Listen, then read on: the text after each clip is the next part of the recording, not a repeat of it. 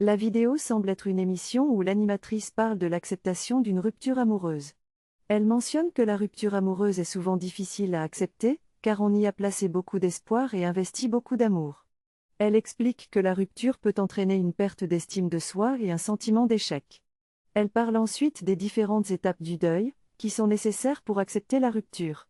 Elle insiste sur l'importance de prendre son temps et de ne pas se précipiter pour accepter la rupture, car chaque personne est différente et a besoin de temps pour guérir. Elle termine en donnant des conseils pratiques pour surmonter une rupture amoureuse, tels que la création de nouvelles habitudes et la prise en compte de ses propres besoins. Au niveau spirituel, chaque rencontre n'est pas due au hasard et est destinée à apprendre quelque chose. Les personnes que l'on rencontre dans nos vies peuvent souvent refléter quelque chose en nous-mêmes qui doit être résolu.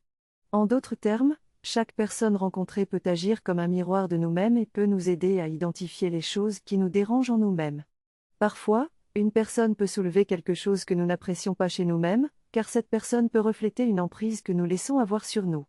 Si nous ne parvenons pas à résoudre ces problèmes, nous pouvons être confrontés à des épreuves similaires dans le futur. La vidéo parle de la difficulté à gérer une rupture sentimentale. La première étape consiste à reconnaître qu'il est normal de ne pas se sentir bien après une telle situation. Ensuite, il est important de prendre du recul et de réfléchir aux réflexes que l'on adopte en réponse à cette rupture. Par exemple, courir après son ex alors qu'il ne veut plus de nous peut révéler des blessures d'humiliation de notre enfance. Il est important d'identifier ces réflexes et de travailler dessus pour les stopper.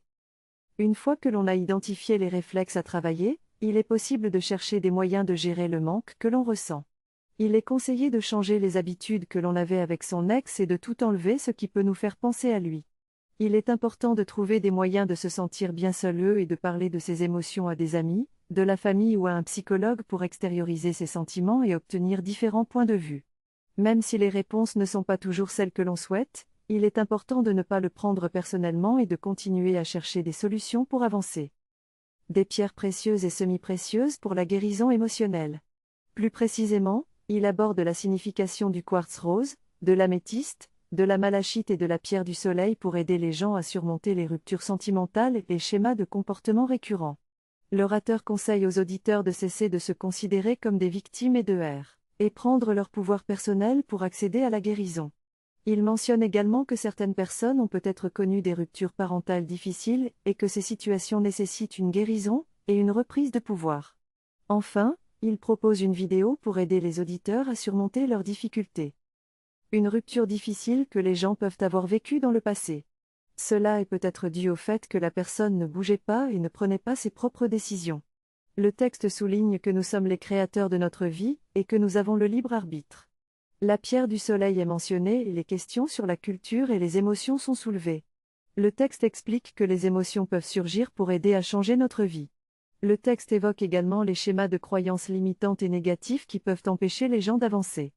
Il est important de croire en l'amour et de s'exprimer clairement, en apprenant à dire non si nécessaire. Le texte souligne l'importance de prendre en main sa vie et de ne pas rester en état de victime.